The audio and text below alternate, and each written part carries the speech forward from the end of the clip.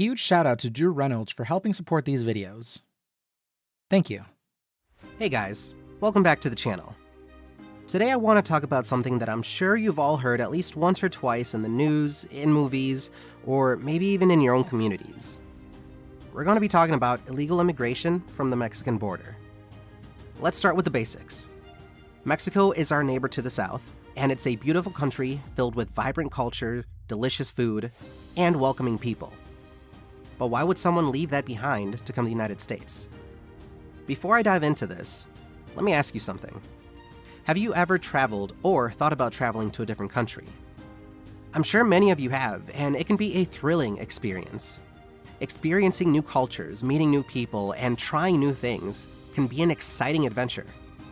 But what if you never planned it? What if you find out tomorrow that that's the only option you have left to continue living? Well, for most people, crossing the border into the United States is not about adventure. It's often about survival.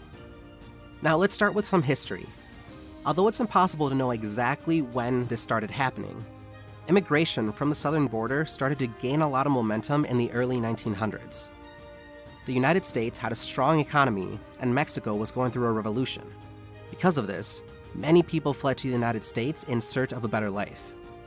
Later, in 1946, the US and Mexico had an agreement called the Bracero Program.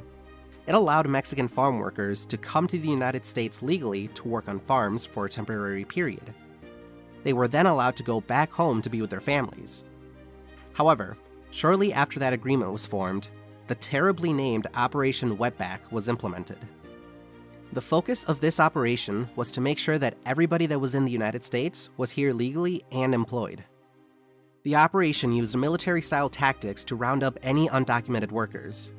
But during their sweeps, they would also end up deporting natural-born citizens, naturalized citizens, and even some of the workers that were in the US legally under that Bracero program. The two programs seemed to not work well together, which ultimately led to both of their demise. Farm owners also began to abuse the Mexican workers and paid them inadequate wages. They were not given the rights and protections that other workers had at the time. After the program ended and Operation Wetback lost funding, Mexicans continued to cross the border both legally and illegally. Fast forward to the present day, and we still see a lot of Mexicans crossing the US-Mexico border. So, why do so many Mexicans cross the border? Well, there's not a simple answer to this question. But there are some contributing factors, one of the biggest reasons being the economy. Mexico is not the most prosperous country, and many people struggle to make ends meet. They don't have access to the same job opportunities and wages that they could find in the United States. They often work jobs that aren't paid well or aren't stable. Another reason is violence. Mexico has been plagued by drug cartels, human trafficking rings, and general violence for many years. The situation has not improved in recent years, and people in Mexico often live in fear of these criminal groups. They hope to find a safer environment in the United States. Unfortunately, the journey to the United States is often extremely dangerous.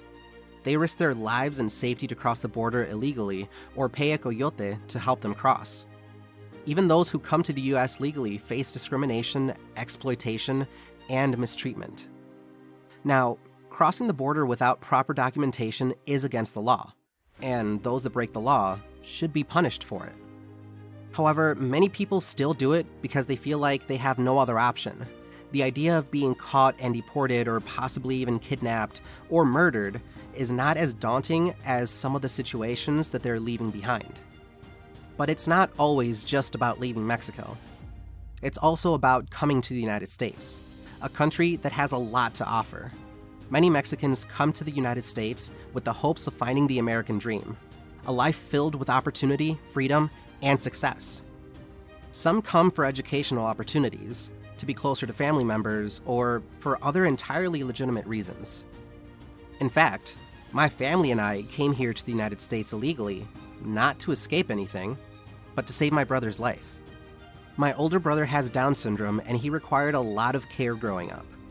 I don't remember the exact details, but I know he ended up having an open heart surgery and spent many years recovering and going in and out of the hospital. I was only 1 when all this happened. Regardless, we came here to save my brother's life, and looking back, it didn't make sense to do everything legally. We were running out of time and he needed the surgery. After it was all done, I was already in school and it just made sense to stay. I didn't choose to be illegal, but I had to learn to live with it. I applied for my citizenship when I turned 14, and now that I'm 28, this will be my second year as a legal citizen. This topic hits really close to home to me, and I always get asked all these questions when people hear my story. That's why I wanted to make this video. So, what can we do about this? Well, the answer is complex and multifaceted. Some believe in stronger border control to prevent illegal immigration, while others argue for more relaxed regulations and policies. Ultimately, I believe that we need to look at the root causes of why so many people feel the need to leave their home countries and address that. Recently, there has been a lot of discussion and debate about immigration reform, and it's no reason why. The United States was built on the backs of immigrants, and I personally believe that it's essential to find a way to support those who are seeking a better life here. So what's the TLDR? People cross the border illegally because, well, it's complicated.